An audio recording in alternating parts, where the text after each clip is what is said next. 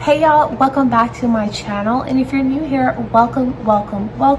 And to all of my returning viewers, hey y'all. In today's video, I will be sharing with you guys 10 reasons why your natural hair is probably not growing. Quick disclaimer, I am not a professional. The things that I'll be sharing with you today are actually things that has helped me achieve the length I'm at today. If you follow me on Instagram, you would know that I posted this picture right here, and I've been getting so many questions on how I did it, and I also saw all those negative comments saying that it's not real and it wasn't the same person in the picture. Well, here you go guys, this is how long my hair actually is, and it's definitely the same person. Before we jump into it, I just wanted to say, if you're a person that doesn't think that your hair could ever grow long, I just wanted to tell you that you're wrong. You can achieve the length you want to be at if you work hard for it. Okay, my hair wasn't always long and I didn't always have healthy hair. I know a lot of people say that genetics has a lot to do with it, and I agree 100%, but that doesn't mean that you can't grow hair. We all grow hair, and some hair might grow faster than some. I think that one of the biggest problems that we have when growing hair is we are not taking care of our hair properly, so we're not retaining that length, which was my biggest problem. Or you could have a medical problem, and if you think that's the reason, you should go get professional help and sort that out. So in this video, I will be sharing with you exactly what I did to retain my length, and that is our goal. We're going to do our best to retain our length so you can see your growth. Number one is going to be getting to know your hair. When I first went natural, I used to watch all these amazing hair videos on YouTube, and I used to look for girls with similar hair type to mine. Well, at least I thought they had similar hair type to mine, and I would try all these methods and products and styles they did on their hair, and I was very confused as to why my hair was always a hot mess and their hair looked amazing. I had this idea in my head that because they're doing it to their hair and their hair looks like mine, my hair is supposed to turn out like that. No, don't get me wrong, YouTube is amazing. I love watching YouTube videos. It's very inspiring, it's motivating, and it gives me a lot of different ideas. What I'm trying to say is, let's just say, not because I was watching Jane's video and Jane had 3C hair meant that I had 3C hair, because I later on found out that I had multiple different textures, and that's why the products and methods she was using on her hair wasn't working for mine. Once I got that idea out of my head, it forced me to learn my hair. You have to actually experiment with different products, different methods to see what works well with your hair. And trust me, you're gonna have a lot of trial and errors, but just keep trying and you will actually learn what is best for your hair. Number two, trying different products. So once I started learning my hair, I learned that I had to experiment with different products, because I was the type of person that all my life growing up, I was using one thing in my hair and I was just stuck on that. I wasn't open to try anything else, and I never thought once that maybe my hair just doesn't like it. Maybe my hair is just not responding the way I want it to respond, because it's just not working for my hair. So I started trying different things, and when I say try different things, I don't mean go out there, buy a bunch of products and put it on your hair.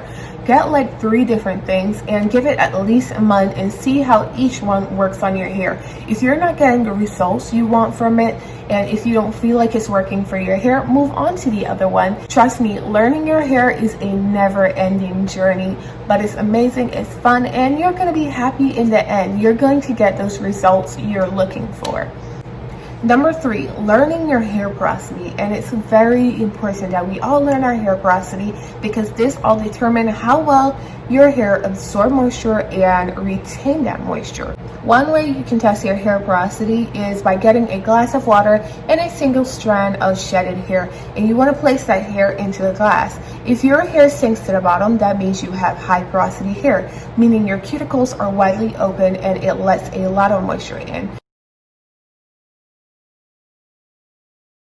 If your hair floats in the middle, you have medium hair porosity, and that means your hair allows just the right amount of moisture in. If your hair sits on top of the water, that means you have low porosity hair, and that means that your cuticles are flat and tight, and you're going to have a hard time getting moisture into your hair.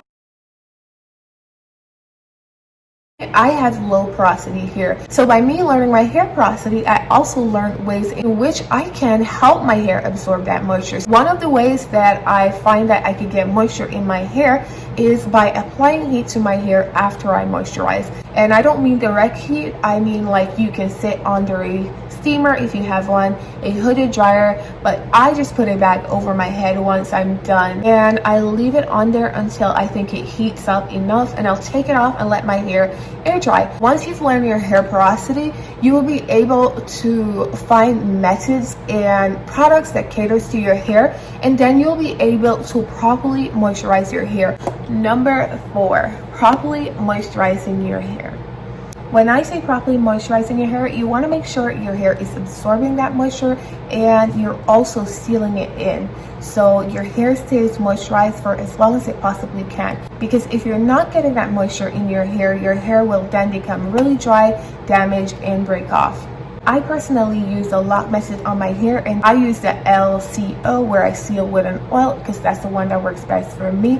And the only way you can find out which works best for you is you have to experiment with it. I actually have a very detailed video on how I moisturize my hair, so you can go check that out. Number 5 is going to be detangling.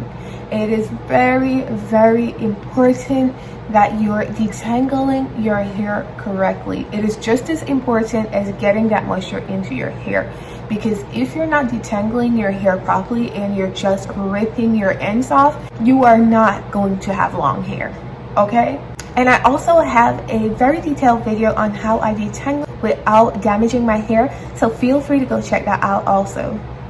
Number 6, adding an essential oil to your hair regimen. A lot of people don't think that oils contribute to your hair growth, but I think that you're wrong. I actually think that it works.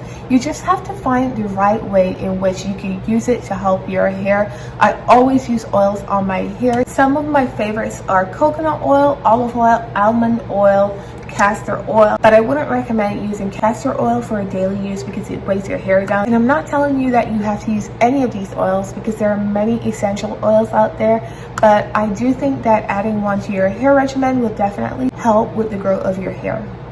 Number 8, low maintenance hairstyle. I cannot stress how much this is going to help you on your natural journey. Putting your hand in your hair all the time is just putting stress on your hair. Your hair is going to get tired if you're touching it and brushing it too much, and it's just going to break off. Anyone that knows me know that I don't do much with my hair at all.